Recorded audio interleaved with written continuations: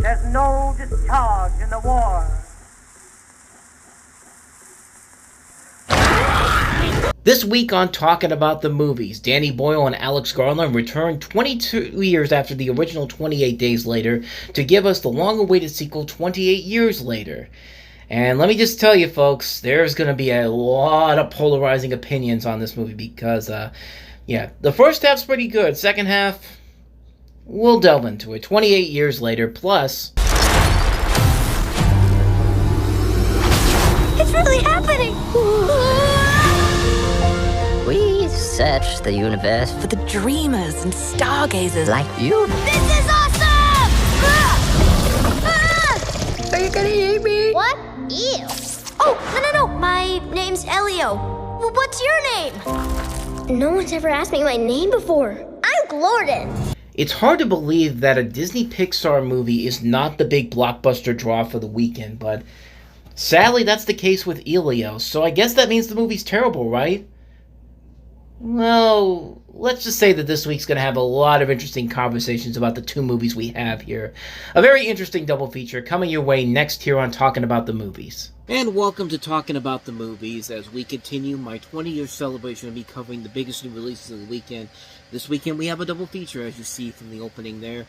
Two movies that honestly are very highly anticipated. One was getting obviously more exposure than the other. But let's just say that one is definitely a lot better than the other. And try to guess which one it is, because I think you're going to be pleasantly surprised, or maybe you'll be horrifyingly surprised when I tell you what that is. But we'll get to that in good time. But anyway, let's get right to it. Let's get to the nitty-gritty here. Let's start off with the most notable of the two new releases that we have this weekend, and that's the return of Danny Boyle and Alex Garland to the world that they created 23 years ago. Which coincidentally, this doesn't make any sense why this is coming out, why the title is 28 years later. They should have waited 28 years to put this out, obviously. But, anyway, let's talk about 28 years later. So it has been almost 3 decades since the Rage virus escaped a biological weapons laboratory, and now still in a ruthlessly enforced quarantine, some have found ways to exist amidst the infected. One such group of survivors lives on a small island connected to the mainland by a single heavily defended causeway. When one of the group leaves the island on a mission into the dark heart of the mainland, he discovers secrets, wonders, and horrors that have mutated not only the infected, but other survivors as well. Now, when it comes to the other 28 Days Later movies, I've talked about these other movies in length. 28 Days Later was actually in my top 10 for the best movies of 2003. Great movie overall, and 28 Weeks Later is definitely a step down from that movie. But I think it's actually a lot better than I thought it was, because I remembered it not being that great the first time I saw it, but then watching it again for Time About the Movies, I came around to it again, and I really enjoyed it. And certainly after this movie, I can honestly tell you that 28 Weeks Later is definitely the better sequel than this, because, once in a blue moon, there will be a movie that will be so anticipated and get me so excited for what's going to happen. And you got Danny Boyle and Alex Garland returning for this. These are the guys that were behind the original 28 Days Later. It's supposed to be a 2-part movie where you have a sequel that's coming after this called The Bone Temple, which comes out in January. You had a great marketing campaign building up towards it. Critical reviews were pretty good coming up to this point. Everyone was really getting excited about the movie. And then, non-critics and general moviegoers went to see the movie, and like myself, definitely one of those people that went to it as soon as it came out, and I hate to be the bearer of bad news, but this movie sucked. I mean, this was a major letdown of a movie. I mean, I'm still flabbergasted how I came out of this movie hating it as much as I did. I really did not like this movie, but I will talk about the positives, because there are positives in the movie, and it's mostly with the casting in here. I mean, you've got great performances all across the board from Ralph Fiennes in here, Aaron Taylor-Johnson, certainly a better Sony movie than Kraven the Hunter. Jodie Comer really was very good here. She was really giving a really one of the 2 best performances in this movie, and one that I feel like if I could, I would probably keep this in the banks for potentially an Oscar nomination at the end of next year, but they're not going to do that. But hey, there's always a possibility for the Reviewing Network Awards. But the real breakout star of the movie really is Alfie Williams, who I have never heard of this kid before. I think he's a relative unknown.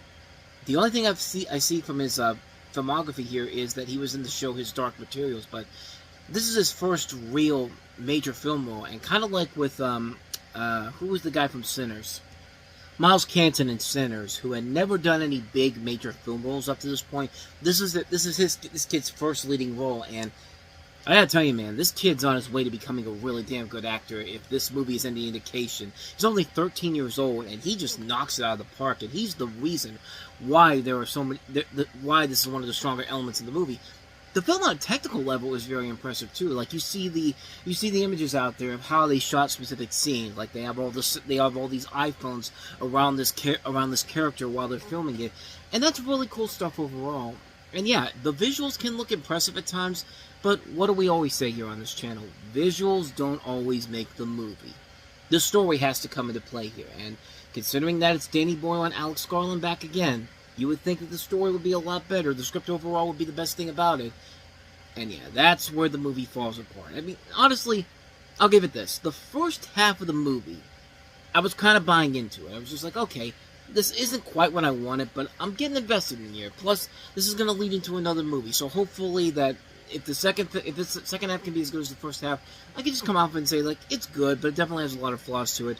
And then the second half comes around, and boy, what a mess the second half is. This is the type of second half that destroys a movie, and boy does it ever, because there are so many tonal shifts, because this movie goes through all these different tonal changes, and you have no idea what is supposed to be the overall result of this. Like, what are we supposed to take away from this whole thing? It's just like I couldn't believe it. I couldn't believe that the same people who made 28 Days Later have come to this, where they were literally just throwing shit at the wall and saying, anything sticking? No, keep trying. Like, you've had 23 years to make this movie, and this is the best you could come up with?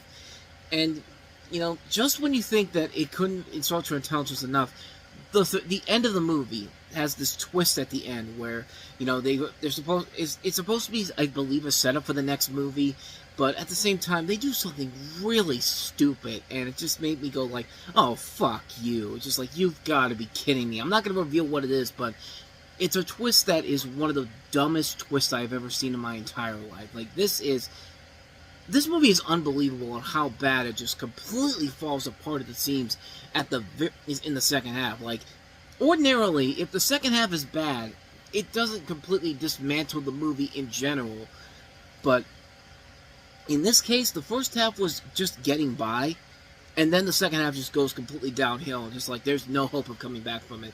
The point of no return was the climax, and yeah, it's amazing how badly they botched this up big time. Like, I couldn't believe how terrible it was. Like, this is unbelievable how bad this is.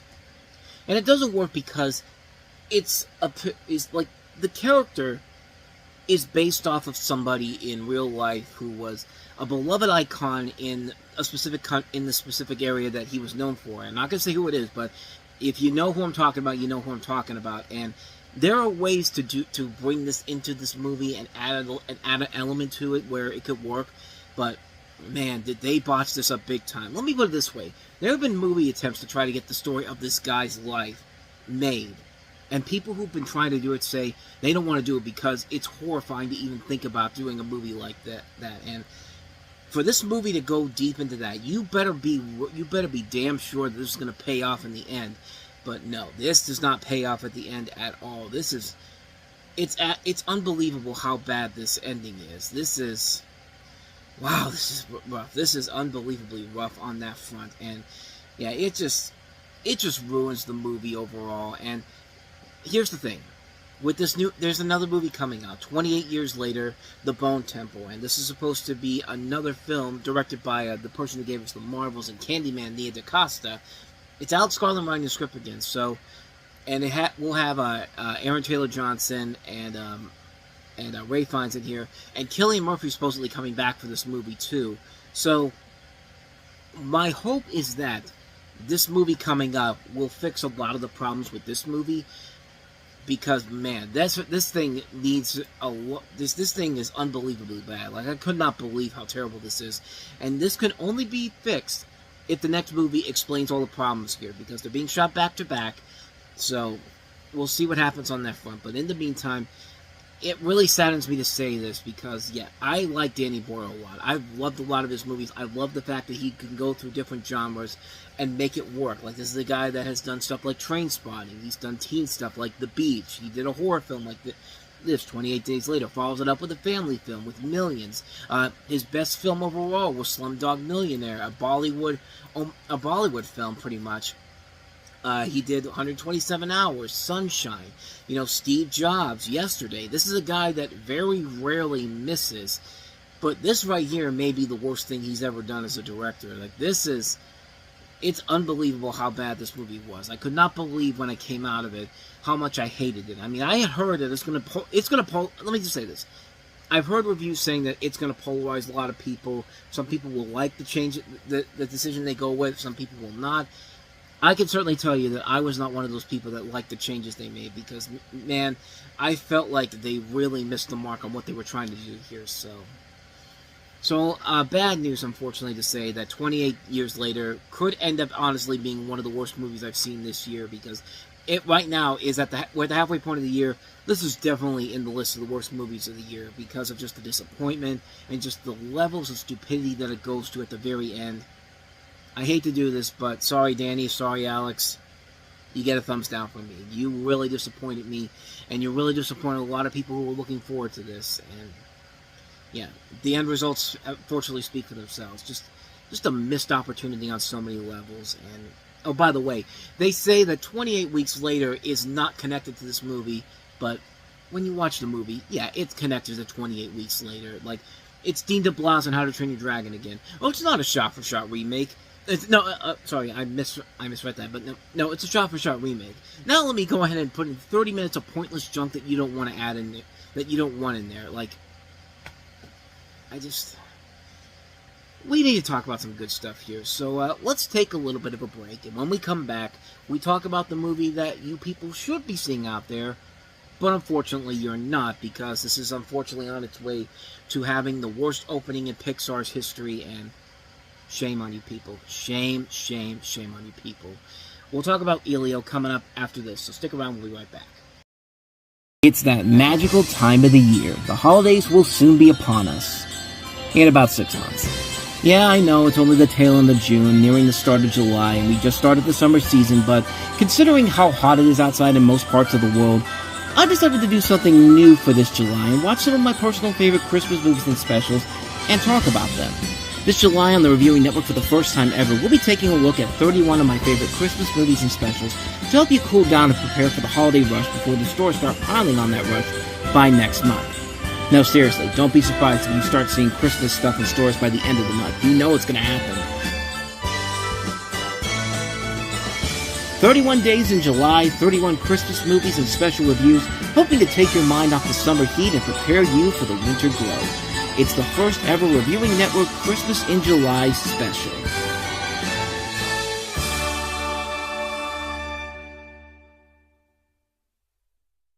And welcome back. Let's go ahead and get into easily the best of the two new releases this weekend. That is, of course, Disney and Pixar's latest film, and that is Elio, which is a story about an 11-year-old boy who accidentally becomes the intergalactic ambassador of planet Earth after being beamed up by the Communiverse by aliens for making contact. He must form new bonds with eccentric alien lifeforms and navigate a crisis of intergalactic proportions. Now, this was a movie that was originally supposed to come out back in March of 2014, but because of the actor strike, they delayed the film, and essentially they brought in Domi Shi, who did Turning Red, to co-direct this movie. And actually, the original director, Adrian Molina, left the project, but was still very much involved in the film. He's even still credited in the film itself.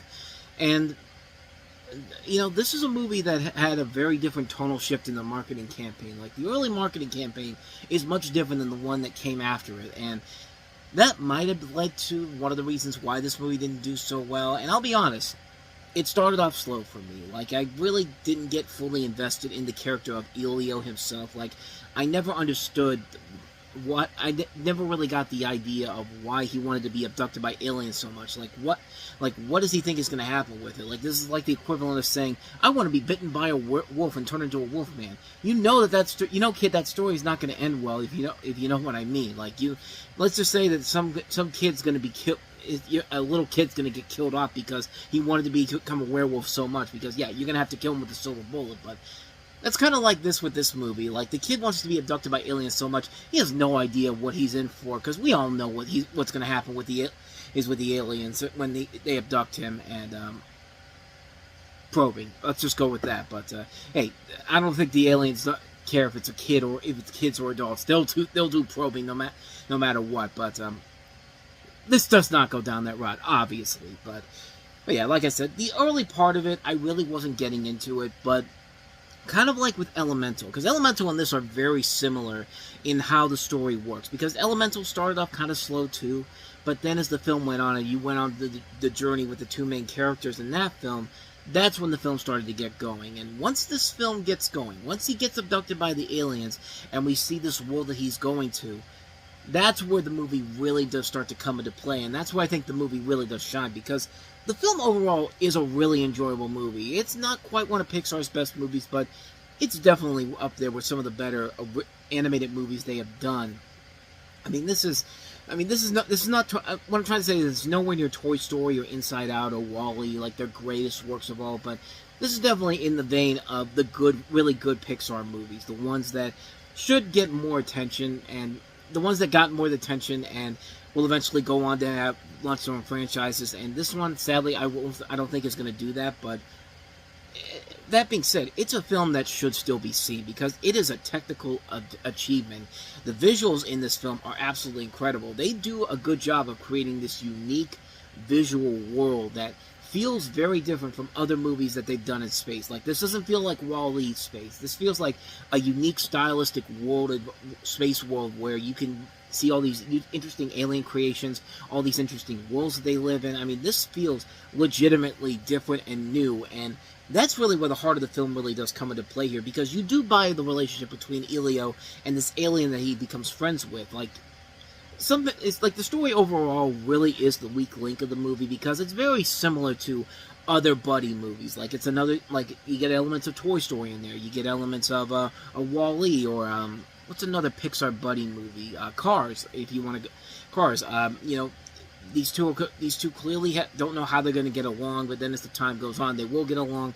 And yeah, we've kind of seen that story done to death before so many times, but that's kind of what they've done here, and they've been able to do new and unique things with it, and this is definitely a new and unique turn to it.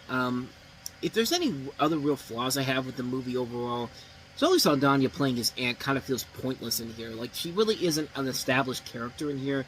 Like, of course she wants to get Elio back to Earth, but at the same time, she doesn't really have a whole lot there to really do. It just felt like she's kind of there just to be name recognition. But then again, America Ferrera was supposed to be the voice of her when they were originally going to put this out, so it really wouldn't matter. But I don't know, for somebody like Zoe Saldana, who's proven time and time again how good of an actress she can really be, I was kind of expecting a lot more from her. Brad Garrett, I thought, was pretty good, playing kind of like this, he's not really a bad guy in here, but he's just one of those characters that is misunderstood in the situation here. Like, for the most part, there really isn't a major villain in here, and that's what I kind of admire about the movie. Like, there really isn't a really bad guy in this movie, just a misunderstood person, and it's just like, I like that. I like that refreshing take on it overall. Like, I like the fact that we're getting more of these instead of just an obvious villain in general. This is a really good original concept of something that we've seen done before so many times in the past, and it does a very good job of handling it. I think it's a very solid film. I think it's definitely a film that really does deserve to have a lot more eyes on it than, unfortunately, what it's going to have right now, which, yeah. I hate the fact that How to Train Your Dragon is going to make more money than this movie, and just, if you want to really know my overall thoughts on it, hey, Jack, why don't you take the wheel on this, buddy? You fucking people. That's all I really got to say about that. You fucking people, man. Sorry for the kids out there, but yeah, this is actually a really good movie. It is a film that is very entertaining. It's a very well done film. It's definitely a movie that deserves to be seen. I hope it gets more attention in the summer, because I'm hoping that this is going to have the same kind of the same kind of legs that Elemental did, the same kind of legs that Elemental had, where it didn't start off with the best box office overall, but did eventually go on to find an audience over time over that summer.